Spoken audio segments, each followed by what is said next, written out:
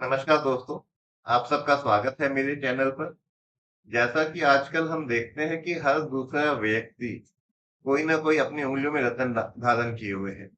और यह जानकर बड़ी हैरानी होगी कि 50% ऑफ दीज पीपल 50% लोगों ने रत्न गलत डाला हुआ है।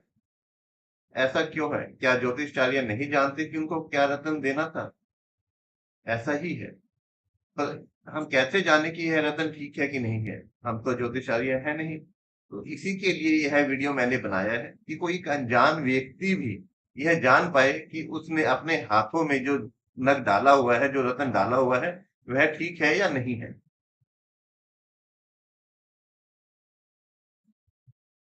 स्टेप नंबर 1, सबसे पहले अपनी जन्म कुंडली को निकालिए। उसमें देखिए कि इस भाव के अंदर क्या नंबर लिखा हुआ है। इसको लगन भाव बोलते हैं। जैसे कि यहाँ पर 1 लिखा हुआ है। 1 का मतलब है कि आप इस ग्रुप के अंदर हैं। इसके अंदर या तो आप मूंगा डाल सकते हैं, या माणिक्य डाल सकते हैं, या पुखराज डाल सकते हैं। इसके अलावा किसी भी और रत्न की और नग की आपके लिए पात्रता नहीं। अगर जैसे कि यहाँ पे मान लीजिए 4 होता, तो आप मोती डाल सकते थे, मूंगा डाल सकते थे, पुखराज डाल सकते थे। तो जैसे अगर इस केस की बात करें, इस केस में जो आपकी पात्रता बनती है, वह मूंगा की बनती है, माणिक्य की बनती है, पुखराज की बनती है। पर हमें पता होना चाहिए कि यह मूंगा, माणिक्य और पुखराज कौन से ग्रहों को डिनोट करते हैं। तो जैसे कि माणिक्य सूर्य को करता है, मूंगा मंगल को करता है, पुखराज बृहस्पति को करता है।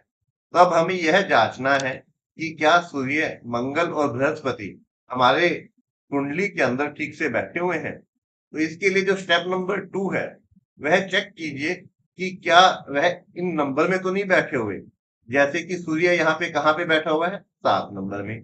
मंगल कहाँ पे बैठा हुआ है? 6 नंबर में। बृहस्पति कहाँ पे बैठा हुआ है? बृहस्पति 4 नंबर में।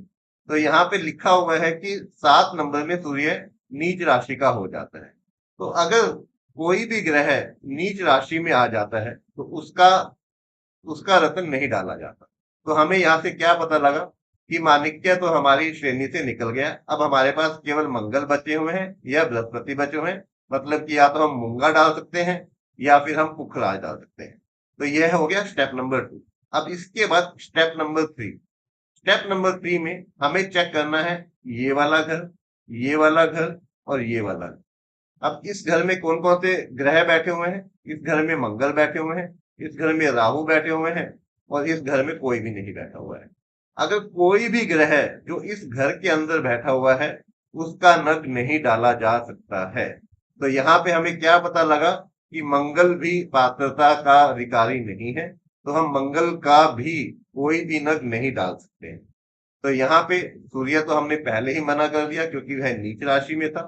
मंगल क्योंकि वो छठे भाव में बैठा हुआ है, तो इसलिए मंगल भी चला गया। तो हमारे पास किसकी पात्रता बची? केवल पुख राज की। तो कितना साधारण सा तरीका है यह जानने का कि कौन सा ग्रह है हमारे लिए पात्रता लिए हुए है और किसका हम नग डाल सकते हैं। तो यहाँ पे इस उदाहरण के अंदर हम पुख राज का ही नग डाल सकते हैं। तो मैं दोबारा से सभी स्टेप के बारे में बोलता हूँ। सबसे पहले हमें देखना है कि पहले भाव में, पांचवें भाव में या 9वें भाव में कौन सा हमारा जो लगन है वो कौन से इन भाव में आता है। जैसे कि एग्जाम्पल के अंदर हमने देखा कि हमारा जो है पहले भाव के अंदर 1 नंबर लिखा हुआ था। उसके बाद हमें देखना है कि जो रत्न हमारी जिनकी पात्रता बनती है, उनका जो है कोई ग्रह नीच राशि में तो नहीं है। अगर नीच राशि में है तो उसको हटा दीजिए। फिर उसके बाद स्टेप नंबर 3 में देखिए कि कौन कौन से ग्रह छठे भाव में, 8वें भाव में, 12वें भाव में बैठे हुए हैं।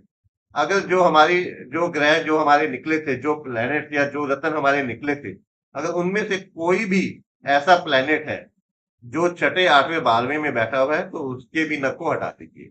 तो जो भी बाकी बचेगा वही नग हमें केवल डाल। तो अगर आपको यह वीडियो अच्छा लगा है तो इसको सब्सक्राइब कीजिए और कमेंट कीजिए। धन्यवाद।